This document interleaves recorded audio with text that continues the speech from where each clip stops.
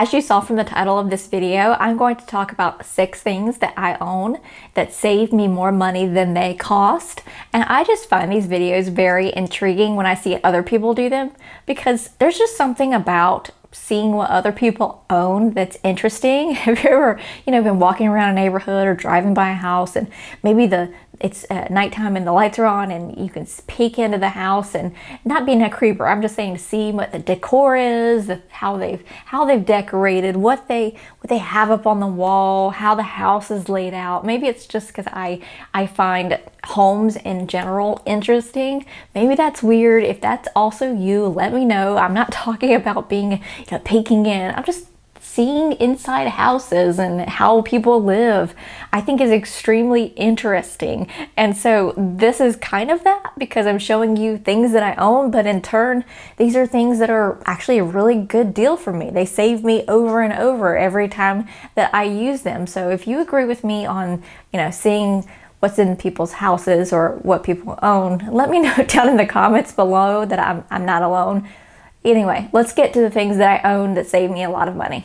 The first thing I'm going to show you, I can't link in particular because I basically put it together myself, but it is my sewing kit. One of the fantastic skills that my mother taught me and I learned growing up. I was really good at picking up the basic repair was sewing. And this saves so much money because there are so many things that there's a small tear here or a small tear there, or you just buy it and it ends up, you put it through the wash. I've had a jacket that I got last year. I think it was the second wash, and then the fabric on the inside of the hood completely pulled apart into several spots. I'd already worn it, I'd already washed it, I'd already gotten rid of the receipt. So you know what I did?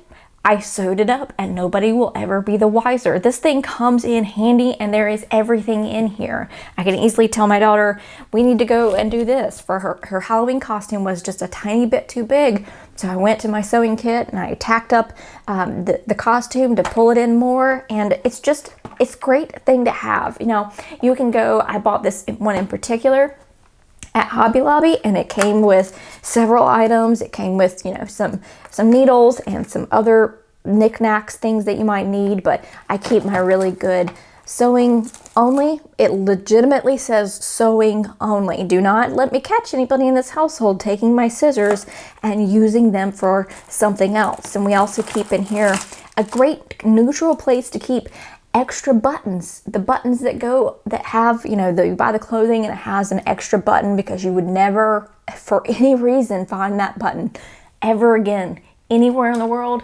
It goes in here. We also keep some safety pins in here because those are always good to have on hand. I've talked about this one probably for the last year and a half since I found out about it. And I am not a person who can use regular nail polish on my fingernails and have them not look like I just put them underneath my feet and walked on them for a mile after I do them, even if I don't touch anything for 2 hours. I don't know. It's just something about me. I can't use regular nail polish. I can't on my toes, can't on my fingers. And I love the look of a manicure or a colored nail. I just do. It's interesting. But I also don't want to go to get my nails done. And I think the average cost of a gel manicure right now is, in my area, anywhere from $35 to $40 plus your tip. Maybe you tip $5, maybe you tip $10, whatever that may be. So you're looking at $40 to $50 that you're going to pay. And for me, my nails in particular, gel polish or regular polish doesn't stay on long, because I don't know if they're extra oily, but they just don't. So it's not beneficial for me, especially if I go and get it done and it comes off in a couple of days. That's not to say I don't ever go and get my nails done. If my cuticles are looking rough and I've tried and they just don't look any better, then I will go do it. Maybe it's a few times a year.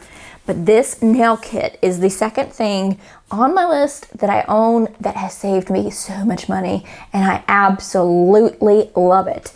It is the Beetles Gel Nail Kit from Amazon. Now, you guys know, I don't try to sell you anything. I have never done a sponsored video. I don't do haul videos. I show you things that I use, and on the rare occasion, I will show you things that I use. This thing, I will link it down below for you. because this is one thing that I believe in. Now, you've got to buy the initial kit, and I can't remember how much the initial kit is. They're always running sales on these things. If you want to wait till the day after Thanksgiving, I know they'll have a huge sale on it, but you can tell this one's been well worn. But this is the gel nail kit, and it comes with all the fun stuff you need, the cuticle pushback, and really nice ones, an actual really nice nail file. It comes with the little toe separator. It comes with a lot of stuff. I was just shocked by the quality of this. And you can get, there are hundreds of colors and different collections, different amounts of them. The thing about this is it takes a few times to do it to really kind of remember or realize how the nail polish. So when you get the nail polish, you need two ways I do it. I take a heating pad to warm it up while I'm doing the base gel. And then the other way is I'll take just some hot water and I'll warm it up in the microwave, and then I'll set the nail polish in it, just submerge it just a little bit. You don't want it to go over the top where it could get into the actual nail polish. That way it loosens it up, because otherwise if it's too thick when you put it on, it will peel really quickly. So that's one of my tips there. But this thing has saved me hundreds and hundreds of dollars for something that I enjoy, which is having colored nails, and it's just fun, and it's been well worth it. And again, it's been over a year and a half now that I've had this, that I initially talked about it, and it's still working, and it's great. Number 3 is my food saver. This thing, I think I got it for my birthday. I asked for a food saver for my birthday. Weird, right? No, it's fantastic. This is the one, it's just called Food Saver. I guess that's the brand. It has like a little shield on it that we got at Costco. I think it was somewhere around $90, but it is amazing, because let's say you get meat and you want to separate it. You go buy it in bulk and you want to separate it in individual portions. Or another tip that I have for saving money is, if you are taking and creating a big meal, to take the food saver, and you can just save portions of it. That way you only pull out one portion at a time, rather than pulling out a big portion, let's say half of a casserole, when you know you can't eat all of that at one time. The food saver is a fantastic thing for families, for single adults. It does not matter. If you're a single adult, a food saver is even better, because a lot of times when you go and buy, let's say chicken breast, I don't know why I keep thinking about packs of meat, but you get a pack of 2. Well, you may eat half of a breast for your dinner and half a breast for the following night, but you may not want to cook all of them for yourself. So take that other one and put it in the food saver. This also seals up bags, so bags of pasta, bags of chips, any of those, that texture of like a chip bag that you can seal up. It's going to keep your things fresher longer. There is nothing like a good apron. Number 4. This is one of those grandma secrets. She was wearing her apron and it was a smart move. This thing is fantastic. It was off of Amazon. I probably cannot find this any longer to link it. If you're interested in an apron like this, I love it because it can really fit anybody, and it just goes over, so your head goes through here. So this is the front of it, which is nice and stained, and then it just crosses in the back. And for me, when I get home from work, 4:30 or more like 5 o'clock, and I'm making dinner and I'm still in work clothes, that I try to keep stain free. And somehow I am a stain magnet. I think there's legitimately a magnetic vibration towards oils. It could be a pen, it could be tomato sauce, and it's just drawn to me. Somehow it will get on, and I will miss my mouth when I'm eating. So I will sometimes, no joke, go to the dinner table still wearing this in particular, because I need a bib and I'm saving my clothes, and this has saved countless amounts of clothes. Let me tell you, get yourself a good apron. I walked in one day and my husband had this on. No joke. He was cooking, I think, bacon, and he didn't want it to splatter on himself. So it was a little bit stretched for him for the size that I bought, but I just thought it was hilarious. I walked in, I went, hey, you know what? It works. It works for all of us. Number 5 is something that it took me a very long time to come to do because my frugal self just couldn't do it. And then I started having a lot of back pain, foot pain. I have one leg arch up like this. I'm like, what is going on? Going to see the chiropractor. Well, it was my shoes. I spent too much money on cheap shoes, thinking that was the better frugal thing to do, which in case it wasn't, not only for the fact that they weren't good for my actual body, and as I'm aging, I'm starting to realize that a good foot, a good shoe is necessary for my back, keeping myself aligned so I don't have that backache, and that, I don't know, the bottoms of my feet just started to ache. But I realized that I needed to spend more money on shoes, and that was very hard for me to do, because you know that a good shoe can be, I don't know, and I don't even like to say the amount, $100. But if you're going to Target and you're spending upwards of $40, which they cost now, or some regular shoe store that's super cheap, and you do it every single season, you're spending more in the long run. So I needed to take my own thoughts, my own tips here about sometimes you have to buy higher quality in order to get better, and it's going to cost you less in the long run because it's going to last for longer. So let me show you 3 pair of my shoes, well, one of each of them, that I've bought recently, and this has only been within the last year and a half that I've started to invest in quality shoes. The first one is this boot. I think it's called, I don't know what kind of boot it is, but it's the brand Ms. Mooz, so Mizmooz, and it's a European. You can tell it's extremely well worn, and they look really, really good. I think I've had this for about, this will be the second or third season of them, but they're so comfortable. And this shoe is just, it's made a world of difference. Again, it was hard to pull the trigger, but you can feel the quality in the shoe. You can feel that it's going to last. This is the type of shoe that I can, if it does break down, whereas those cheap shoes, you can't really repair those all that well, the rubber or whatever they're made of. This is the type of crafted shoe that I can take and get repaired at a shoe store. Another one that I like, especially for my office setting, and I have it in 2 colors, is it's Sam Edelman, and it's the Lorraine loafer.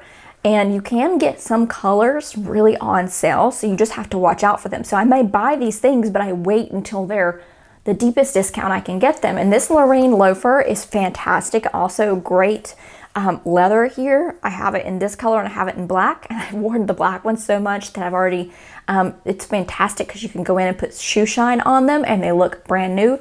But these in particular have these fantastic cushioned soles that really help my feet out. And then another pair that I really love that I got last year are these Cole Haan. Again, these brands, I'm sure they have shoes that aren't as great for your feet, but these in particular are. But these are just a black and white shoe, leather shoe that I wear. It kind of looks like a bowling shoe, but I think it's fantastic and it's super comfortable.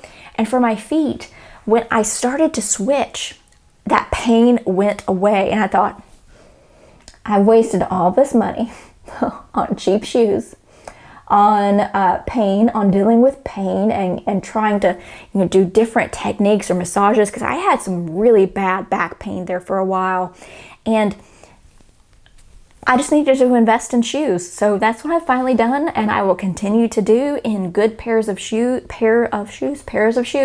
going forward. It's been one of those things that is helping me out and is saving me money in the long run, not just on back issues and dealing with any kinds of pains there, but they last for longer. And again, you'll look at these shoes and you'll say, these are classic shoes. I don't buy anything that's trendy or that I can't wear for multiple seasons. And the last one is kind of 2 items in one, and they're in my kitchen, and I'm not going to bring them in here while I'm filming. You know what they look like. I want to talk about my air fryer and my toaster oven. Let me first talk about my air fryer, because there's a video on my channel, guaranteed, where there was a time when I was going through a minimalist phase where I was trying to be very minimal, and I realized I'm not a minimalist in particular. However, I completely, wholeheartedly believe that the ideals behind a minimalism can affect the way you shop. I see it firsthand in what I learned from it. So don't kind of poo-poo it from there. If you're interested in it, check it out. at the least you can learn is, wants versus needs, and realizing and questioning purchases. But I know there's a video on my channel where I legitimately said, one thing I'll never buy is an air fryer. Little did I know how fantastic they were. I got an air fryer, and that thing, along with the toaster oven, saves you so much money on turning on the oven. It saves you time because it cooks things quicker. It's good for you because you don't have to use as much oil to maybe cook something in a frying pan. The toaster oven was the other thing that, this may sound weird to you, but growing up, we didn't have an actual toaster oven. A toaster was the thing you put bread in, or in my case, Pop-Tarts in, and you heated them up, right? So when I met my husband, he had this toaster oven, and I go, what is that for? I don't like the way it doesn't evenly brown my toast, because if I want evenly brown toast, I gotta get in there and turn it around, etc. It's more warm in the back. Let me tell you, upon meeting him and being with my husband for almost 15 years now, that is one of the best things that we have. There's no need for one of those in particular toasters. I've even told the people at work, I'm like, guys, we need more than just a microwave. We need a toaster oven. That way we can bring in more meals and we don't have to nuke the heck out of them to warm them up, because that doesn't really always make great leftovers. You can cook so much nicer things in a toaster oven, and we don't need an oven. These two pieces save us so much because we can quickly cook things. We can not heat up the entire house by turning on the oven. We can cook multiple things in one and have something else in the oven and cook them at the same time. I don't regret saying that I wouldn't buy an air fryer, but it's just kind of one of those things that didn't age well when I realized how fantastic they actually were. Let me know down in the comments below if you saw any of these things that you're intrigued and you're like, you know what, that's something I need to invest in that will save me money. Or if there's something that you use, that you have, that you know is something you're like, this thing has saved me bundles. Let me know it down in the comments below. I would love to hear it. If you enjoyed this video, click on that thumbs up button. Let me know you liked it. Also, hit the subscribe button. It's completely free. You just have to be signed in to YouTube with a Google account or whatever your email is. It doesn't cost anything. It doesn't send you any crazy notifications. It just lets you be able to log into your YouTube or the YouTube online with your email, and you can see your subscriptions there, so you can see your favorite creators and your favorite content in one spot. So the next time I post a video, you'll be able to catch me there.